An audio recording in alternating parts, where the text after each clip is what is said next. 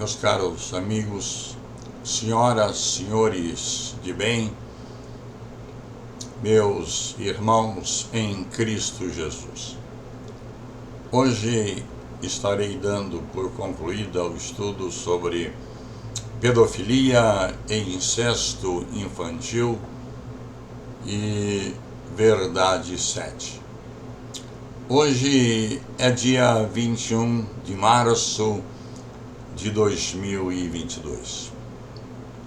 Oro com vocês a oração que Jesus fez por nós há 2000 anos atrás. E não rogo somente por estes, mas também por aqueles que pela tua palavra hão de crer em mim. Assim orou Jesus. Eu já tenho dito por diversas vezes e volto a repetir que todos os órgãos governamentais foram consultados e todos emitiram pareceres favoráveis à revogação da Lei número 12.318/2010. Mas não é só. Todos são unânimes em afirmarem que essa lei apoia, beneficia o pedófilo e o incestuoso familiar. E esses órgãos que deram esses pareceres esperam que a Lei 12.318 seja revogada. Na ocasião em que foi promulgada, já sabiam quem a fizeram que era para este fim. Como afirmou a deputada federal, senhora Maria do Rosário, e que eu já fiz essa afirmação em público no Senado, assim como também a doutora Maria Berenice Dias, que aparece lá na justificativa da lei. E lá em seu livro Incesto, na página 271, que foi lançado naquele mesmo ano, agosto de 2010, ela faz a seguinte afirmação: mas a outra consequência ainda pior, a possibilidade de identificar como falsa denúncia o que pode ser uma verdade. Nos processos que envolvem abuso sexual, diz ela, a alegação de que se trata de alienação parental tornou-se argumento de defesa, invocada como excludente de criminalidade. O abusador é absolvido e os episódios incestuosos persistem. No seu livro, às páginas 271. Mas os órgãos internacionais também se posicionaram contra a síndrome de alienação parental. A partir desse ano, a Organização Mundial da Saúde excluiu do CID-11, que é a classificação de doenças, a alienação parental como doença, graças a um trabalho feito por 44 países, ou 42, com 352 experts, dos quais 10 são do Brasil, e entre esses 10 estão 3 advogados aqui do meu escritório, a doutora Patrícia Alonso, a doutora Elizabeth Alonso, e eu, doutor Felício Alonso, que vos falo, e os demais técnicos, membros do Ministério Público, psicólogos, assistentes sociais, pessoas que realmente estudaram com afinco esta matéria. E a Organização Mundial da Saúde acabou tendo que acatar. E assim, a alienação parental deixa de ser doença. Isso tem uma implicação muito grande quando um juiz determina que uma mãe deva fazer tratamento psiquiátrico ou tratamento psicológico, ou também o marido. Eles só o farão se quiserem, porque pela lei eles não estão obrigados a isto.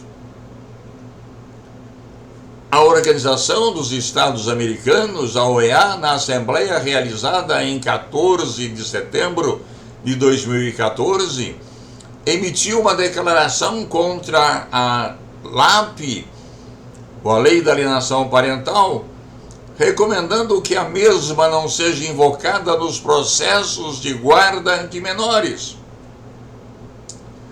E o Brasil é signatário desta declaração.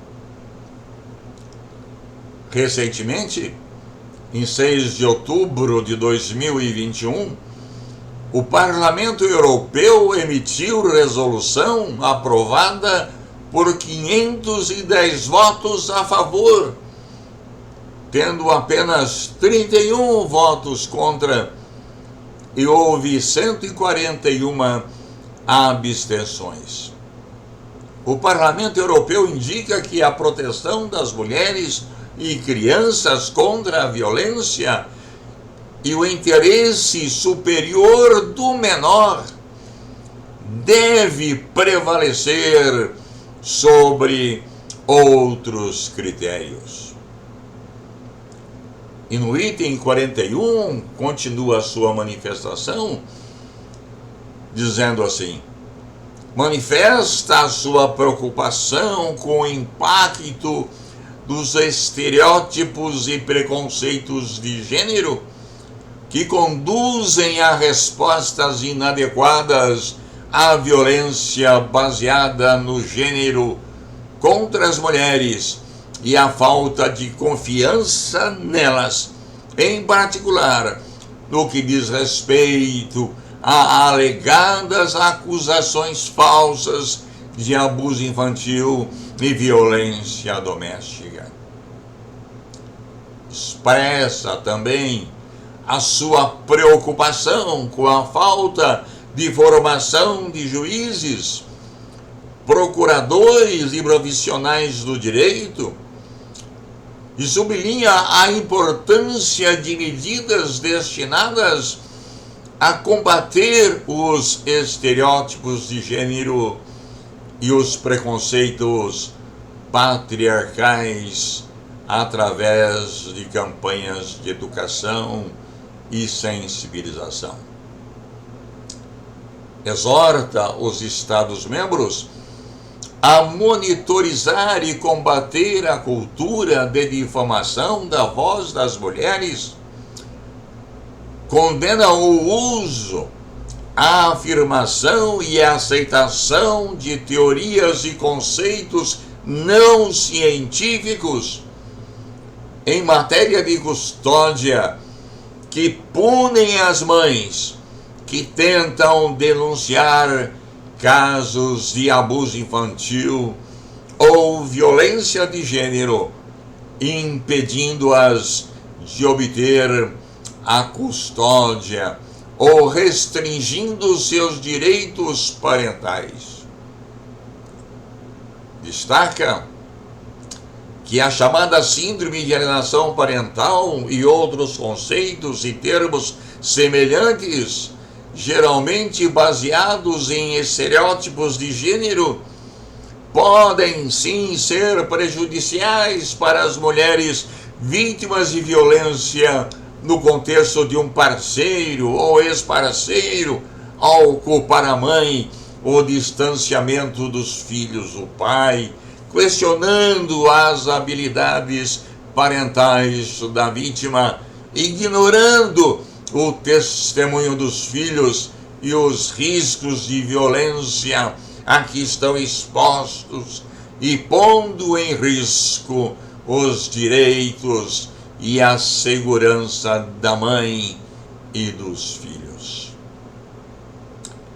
E no item 43 deixa consignado que salienta que a punição eficaz dos abusadores é essencial para desencorajar novos atos de violência e reforçar a confiança nas autoridades públicas, especialmente por parte das vítimas. Observa, porém, que a prisão por si só não é suficiente para prevenir novos atos de violência e que são necessários programas específicos de reabilitação e reeducação. Exorta os Estados-membros, conforme estabelecido no artigo 16º da Convenção de Istambul, a tomarem as medidas necessárias, legislativas e outras, para criar ou apoiar programas destinados a ensinar os autores de violência doméstica a adotarem comportamentos não violentos nas relações interpessoais,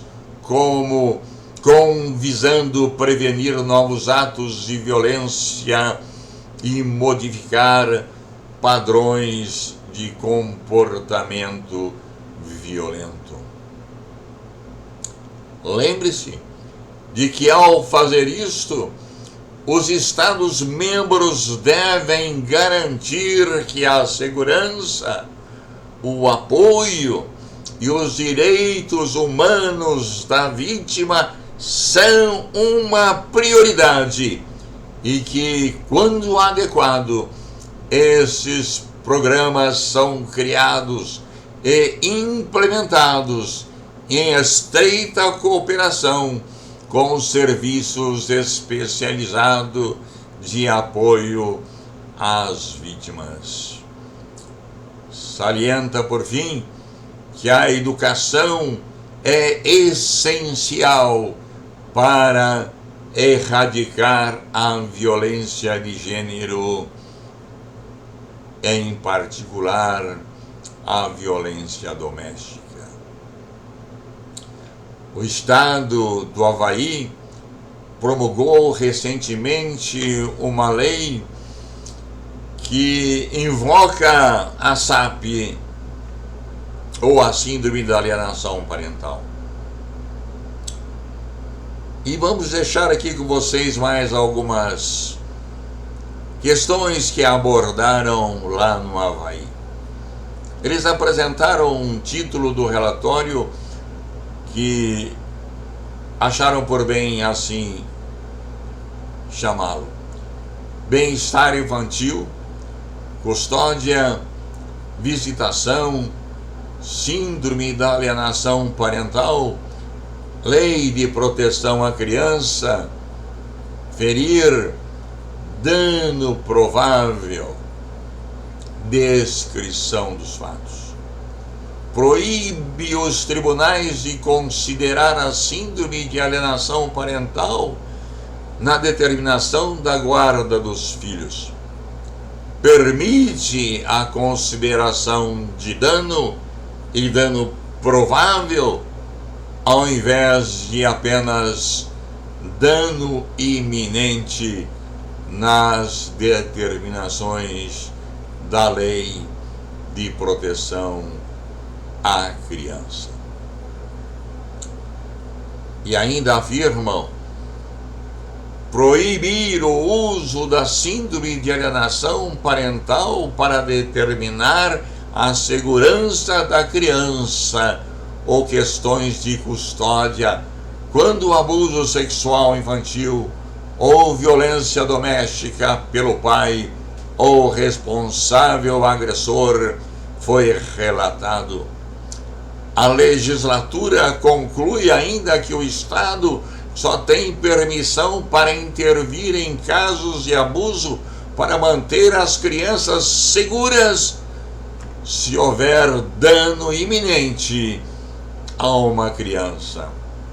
Muitos abusadores geralmente evitam esta situação, interrompendo o abuso sexual temporariamente durante as investigações, apenas para continuar o abuso depois de terem recebido a custódia da criança. Outros estados abordaram esta questão, expandindo os cenários em que o Estado pode intervir para proteger as crianças. E mais, assim alegam, o objetivo desta lei é, primeiro, proibir os tribunais de considerar a alegação de síndrome de alienação parental na determinação da custódia dos filhos quando o abuso sexual ou violência doméstica foi relatado. E 2, permitir a consideração de dano e dano provável, ao invés de esperar apenas o dano iminente nas determinações da lei de proteção à criança. Voltando ao Brasil, dezenas e centenas de crianças morrem a cada dia que passa nesse contexto de aplicação da Lei de Alienação Parental, a Lei 12.318 de 2010.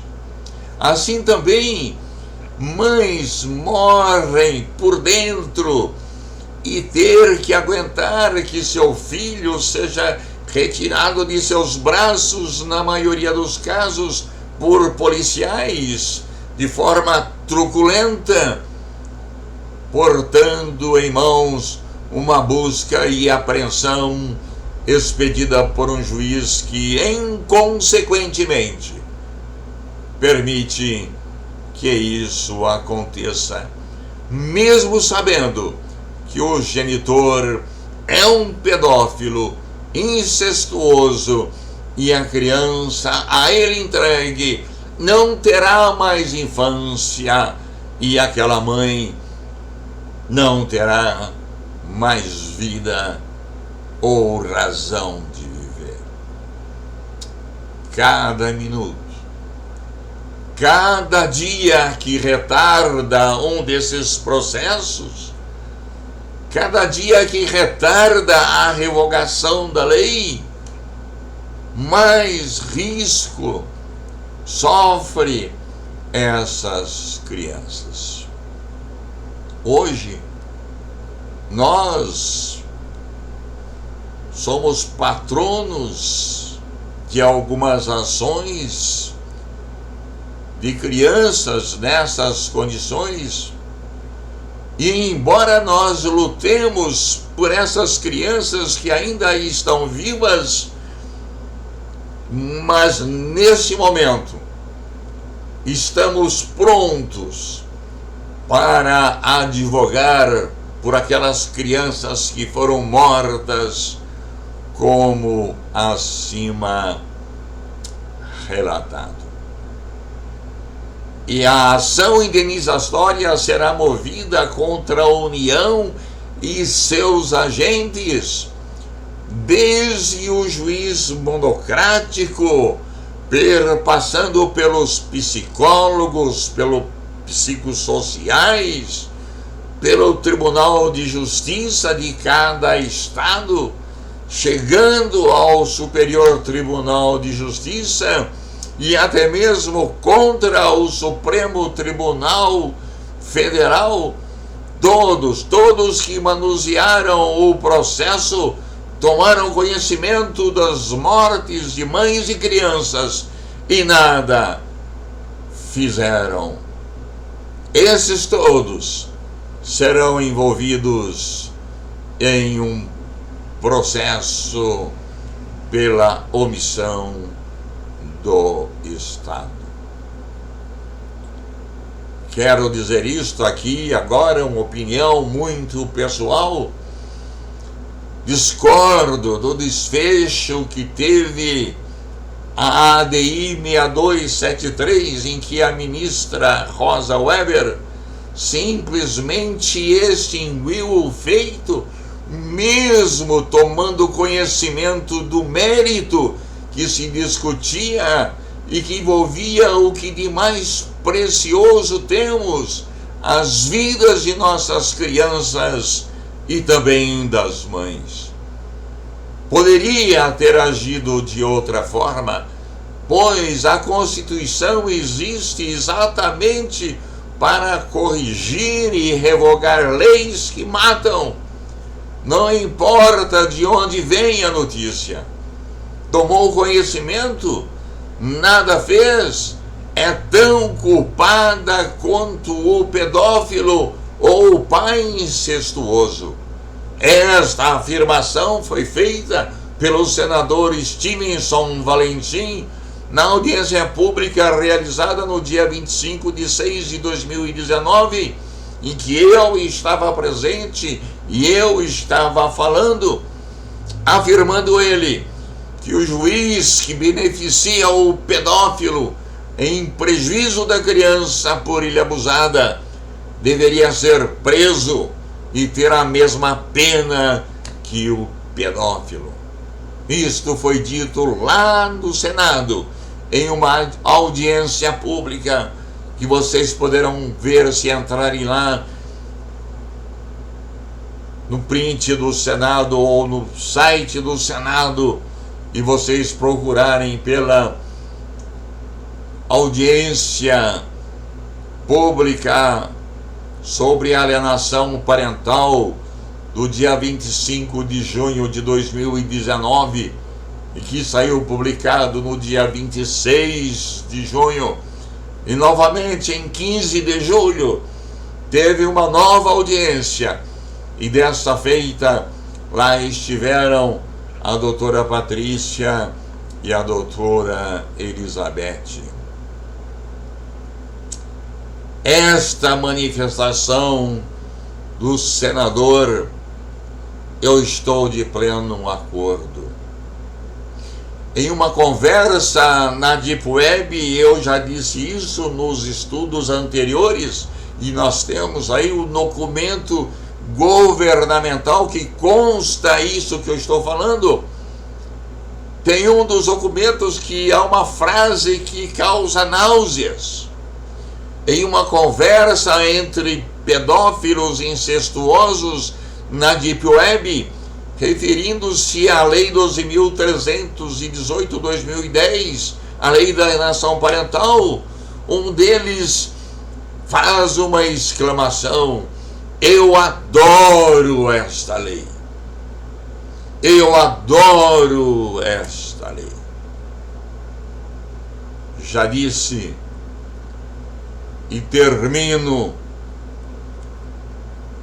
esta mensagem repetindo: será que o parlamento brasileiro também adora esta lei? Será que o parlamento brasileiro também adora essa lei e por isso não quer revogá-la?